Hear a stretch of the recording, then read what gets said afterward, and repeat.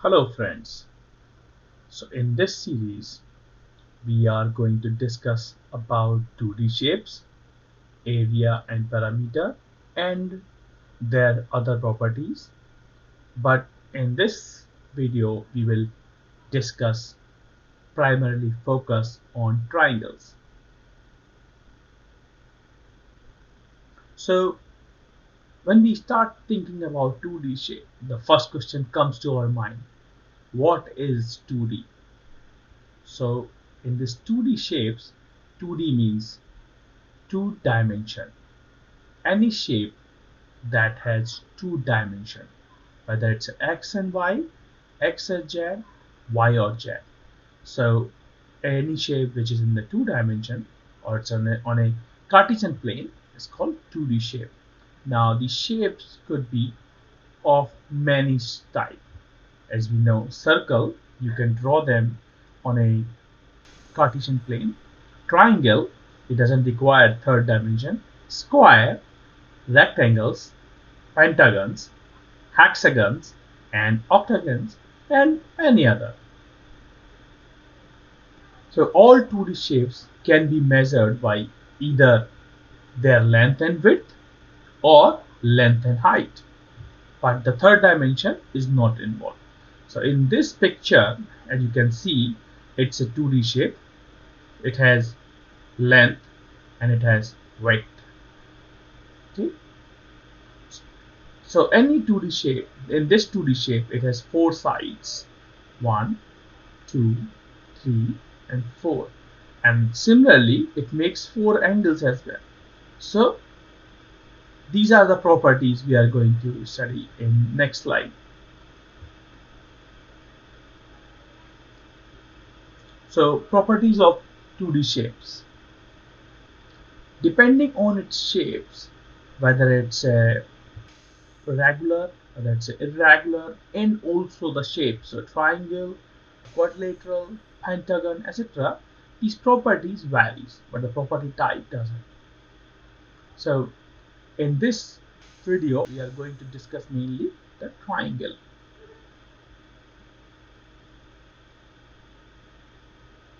So a triangle, as I think we all know, has three sides and three angles. Let's see a quick picture of a triangle. So in this case, here I have drawn a triangle. So see, it has three sides, 1, 2, and 3. And it also has three internal angles, this one, and this one. Now, a triangle can have two or three sides equal, and sometimes none of the sides are equal. So in this triangle, in this example, you can see none of them are equal. And the another property about angles is the sum of their internal angles is always 180. So like in this case, we can see 80, 30, and 70. If you add them, it will add up to 180. So as we discussed, there are multiple types of triangle. An equilateral triangle is a regular triangle where each angle is equal to 60 degrees and the sides are of the same size. So here is an example.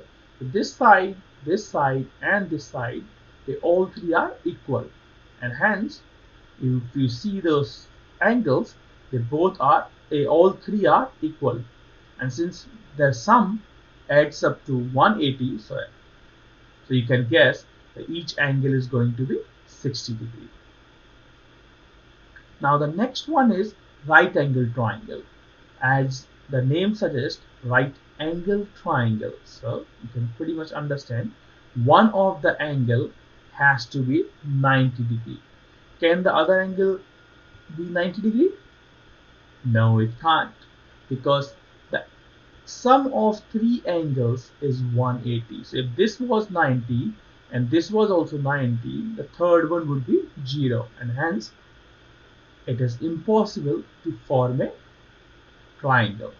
So in a right angle triangle, only one angle would be 90 degree while other two angles would be something else which is less than 90 degree, and some of those two angles is going to be 90. A scalene triangle is also called a irregular triangle. So as you can see in this triangle, all three sides are different and also angles are different.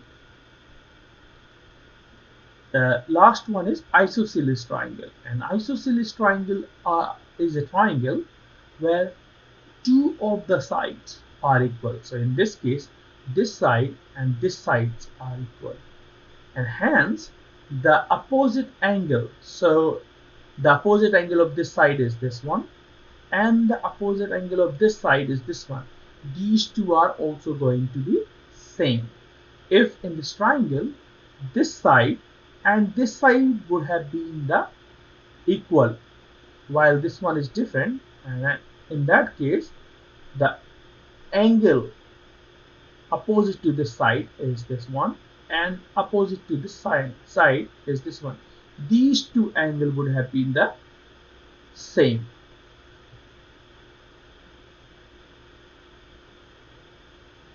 So let's talk about now area and perimeter. So what is the area of a triangle? The area of a triangle is half of the base times height. So let's assume in this picture you can see this is the base.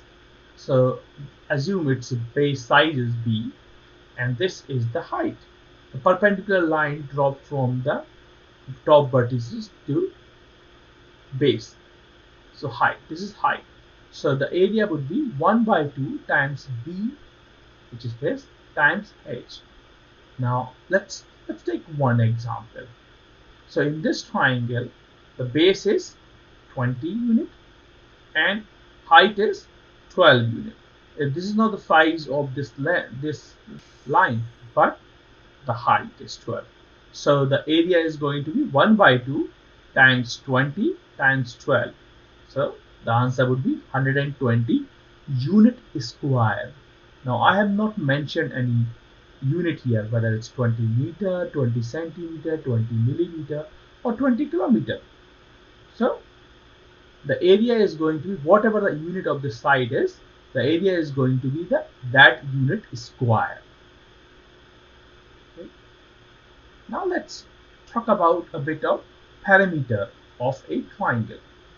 So the perimeter is the distance around the edges of a triangle, or in simple word you can say, for triangle or any irregular shape or any shape, the perimeter is nothing but you can choose one side, one point, and just traverse the whole shape and see how much distance you have traversed. That would be the perimeter of that shape. So in this case, if I start from A, I will go to B, which is 208 unit, from B to C, which is again 203 unit, and from C to A, which is 145 unit. If I add them all together, that would be the perimeter of this triangle. So let's add them. 208 plus 203 will give us 411, and 411 plus 145, which is going to give us 556. And again, I have not mentioned the unit here, so we'll have to say 556 unit. Okay. So that's all for this video. Thank you very much.